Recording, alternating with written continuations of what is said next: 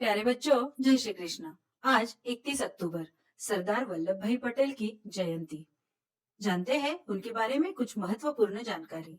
भारत के राजनीतिक एकीकरण के लिए सरदार वल्लभ भाई पटेल के योगदान को चिरस्थायी बनाए रखने के लिए उनके जन्मदिन 31 अक्टूबर को राष्ट्रीय एकता दिवस के रूप में मनाया जाता है। इसका आरंभ भारत के प्रधानमंत्री श्री नरेंद्र मोदी जी ने सन 2014 में किया। वल्लभ भाई जावेर भाई पटेल, जो सरदार पटेल नाम से लोकप्रिय थे, एक भारतीय राजनीतिज्ञ थे। उन्होंने भारत के पहले उप प्रधानमंत्री के रूप में कार्य किया। वे एक भारतीय अधिवक्ता और राजनेता थे। वे भारतीय राष्ट्रीय कांग्रेस के एक वरिष्ठ नेता और भारतीय गणराज्य के संस्थापक पिता थे, जिन्होंने स्वतंत्रता के लिए देश के संघर्ष में अग्रणी भूमिका निभाई और एकीकृत स्वतंत्र राष्ट्र में अपने एकीकरण का मार्गदर्शन किया। उन्होंने भारत के राजनीतिक एकीकरण और सन 1947 के भारत पाकिस्तान युद्ध के दौरान गृह मंत्री के रूप में भी कार्य किया था। सरदार पटेल जी ने बहुत सारे प्रमुखता पदों को प्राप्त किया। उन्होंने जनवरी 1917 में अहमदाबाद नगर पालिका के काउंसिलर की सीट के लिए चुनाव लड़ा और वे उस पद के लिए चुने भी गए, जबकि वे उस समय शहर में बैरिस्टर के रूप में भी काम कर रहे थे।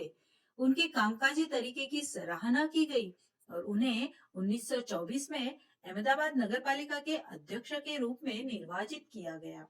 वर्ष 1931 में कराची सत्र के लिए उन्हें कांग्रेस अध्यक्ष नियुक्त किया गया। वह आजादी के पश्चात भारत के पहले उप प्रधानमंत्री बने। उन्होंने 14 अगस्त सन 1947 से 15 दिसंबर 1950 तक गृह मंत्रालय पद को संभाला। 15 अगस्त सन 1947 से 15 दिसंबर सन 1950 तक भारतीय सशस्त्र बलों के कमांडर इन चीफ के पद को भी उन्होंने संभाला था। सरदार वल्लभ भाई पटेल वर्ष 1917 में महात्मा गांधी जी से मिलने के बाद उनकी दृष्टि ही बदल गई। वह गांधीवादी विचारों से बहुत प्रभावित हुए और स्वतंत्रता संग्राम में भाग लेने लगे। उन्होंने महात्मा गांधी जी को अपने बड़े भाई के रूप में ही माना और हर कदम पर उनका समर्थन किया। इसके बाद वे महात्मा गांधी जी के नेतृत्व में भी आंदोलनों का हिस्सा बनते गए और उनके समर्थन के साथ विभिन्न आंदोलनों की शुरुआत की। उन्होंने नागरिक अवज्ञा आंदोलन में भी भाग लिया। उन्हें आंदोलन में भाग लेने के लिए जवाहरलाल नेहरू, मौलाना आजाद, राजगोपालाचारी ऐसे अन्य कांग्रेस हाई कमांड नेताओं ने भी आग्रह किया। वह स्वतंत्र भारत के पहले प्रधानमंत्री पद के लिए एक मजबूत दावेदार थे। हालांकि गांधी जी के अनुरोध पर उन्होंने जवाहरलाल नेहरू को पद देने के लिए अपनी उम्मीदवारी छोड़ दी। ऐसा कहा जाता है कि गांधी जी की हत्या वाले दिन पटेल जी ने शाम को उनसे मुलाकात की। वे नेहरू जी के चर्चा करने के तरीके से असंतुष्ट थे, इसीलिए वे गांधी जी के पास गए थे।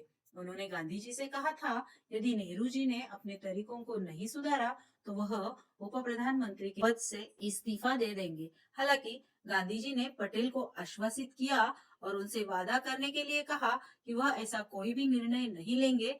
वह उनकी आखिरी बैठक थी और पटेल जी ने गांधी जी को दिए गए वादे का मान रखा। सरदार पटेल जी ने अंग्रेजों के खिलाफ लड़ने के लिए भारत के लोगों को एकजुट करने के लिए कड़ी मेहनत की थी। वे लोगों को एक साथ लाने और उन्हें एक लक्ष्य की ओर ले जाने के लिए जाने जाते थे।